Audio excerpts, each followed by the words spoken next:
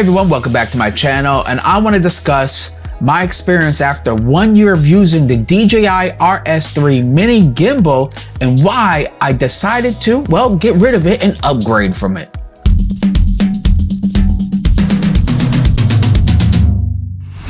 I want to first start out by saying the DJI RS3 Mini has served its needs. It was an awesome decision to get at that moment. As I said, I've owned it for a year and it has done everything I needed it to do. It was light. It was, it produced very smooth shots. It also was very fast when it came to recharging it. It never really failed, even though I can't exchange and out the battery handle. The battery's built in, and so because of that, I was really happy to find out that when I needed to recharge it, it recharged it pretty fast. With that said, there were some serious limitations that I have experienced over the course of the year as being a professional photographer and videographer. So let's get into it. First thing is the maximum payload. That became an issue for me. Now, when I first got the RS3 Mini, I really enjoyed it. I liked how small it was, easy to handheld with just one hand. I loved all that, but I noticed that I would be too afraid to use anything heavier than a Lumix S5 or S5 Mark II with the kit lens. Now, the RS3 Mini has a maximum payload of 4 pounds. So you're talking a camera body and maybe a kit lens or something like that.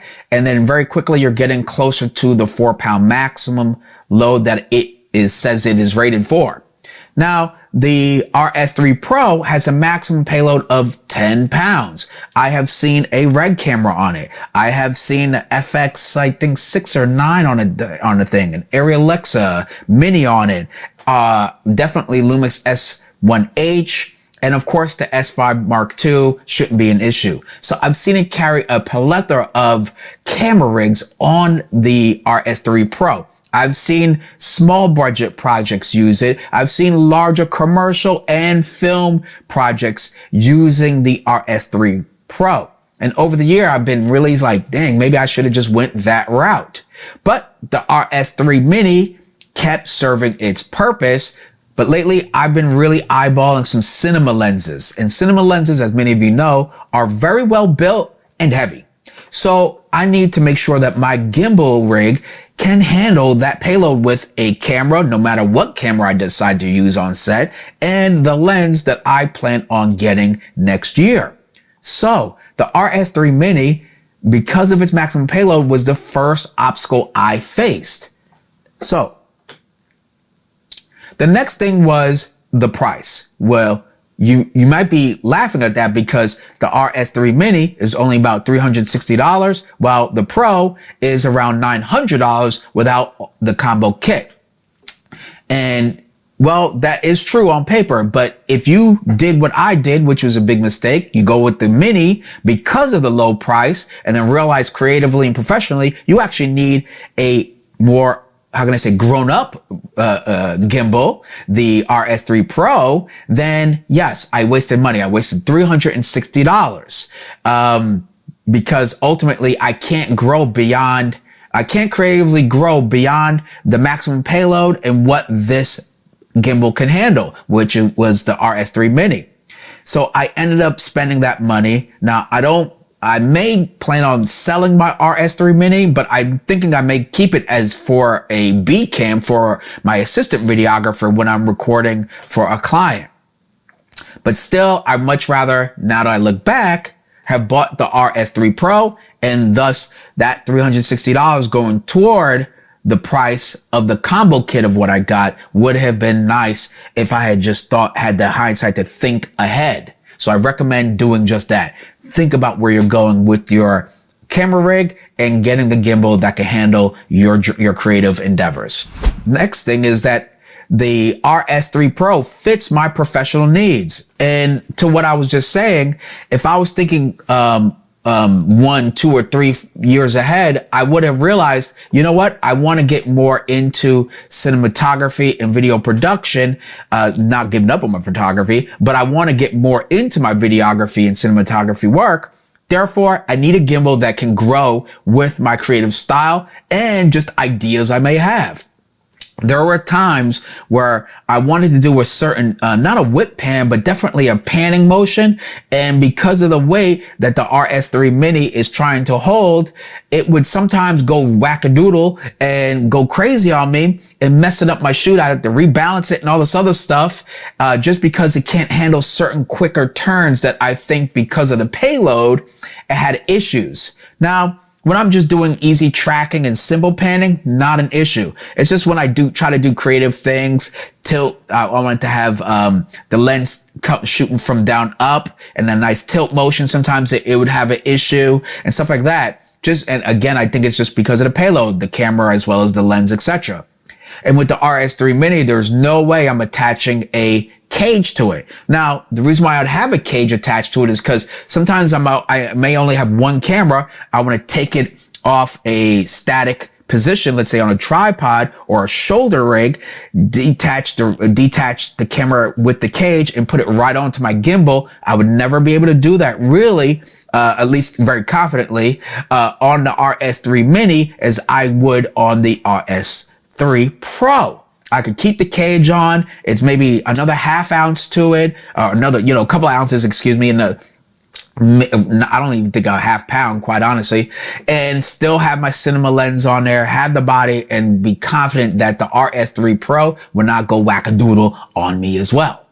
So with all that said, again, with, hindsight's 2020, but now I know where I'm really going, how much more I want to lean into my videography and cinematography work, professionally and personally. So the RS3 Pro is going to handle whatever I throw at it. I feel that it is confident. I've seen the work others have done on a much larger scale than myself. Honestly, it just fits my professional needs. Now, here's something that's small, issue, but honestly, it can be a large issue. One is the way I can pack this gimbal.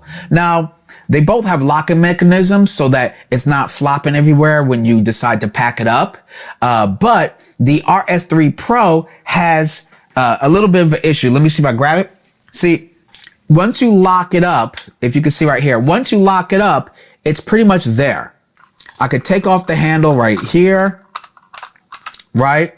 And then that's pretty much it. If I unlock it to make it a little bit more compact, then it's going to swing everywhere and it won't stay like this. I really like this, but that is it. There is no case per se that would neatly put this away, and these won't be flying everywhere unless I tie these together and tie it down. So for travel wise, even though this is smaller and lighter, that can be a hassle. What's really nice about the RS3 Pro is this.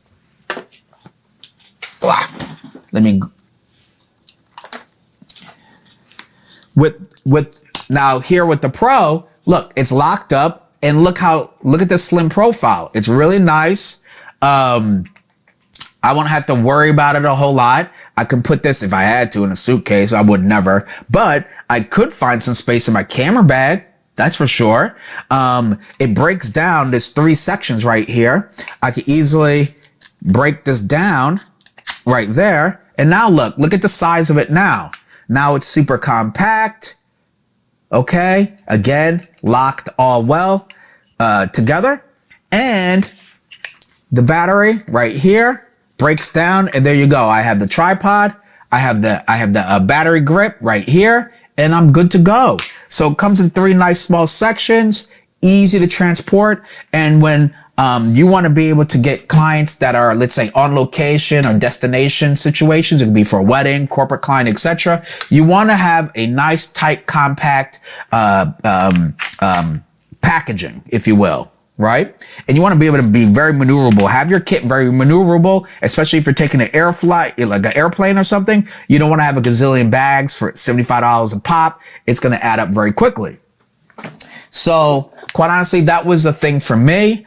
And being that the combo kit that I got comes with a carrying case, then you're already off to the races, quite honestly. I may buy a more rugged version of a carrying case for the RS3 Pro, but the one it comes with will do just fine. Now, if you're considering yourself to getting a gimbal, again, as I said earlier, think ahead of time. Think where you're going to go in a year, 2 or 3 with your videography and cinematography endeavor, and get the gimbal that works for you. And if you're going to decide to go with like a RS3 Pro, I recommend going straight to the combo kit for a couple of $100 extra.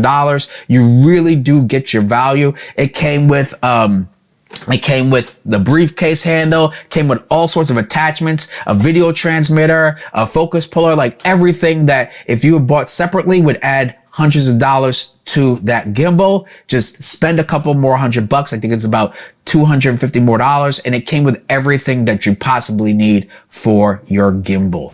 Okay, so that's just my opinion about the few reasons why after 1 year of using the DJI RS3 Mini, why I decided to give up on it. Well, not completely give up on it, but upgrade to the DJI RS3 Pro.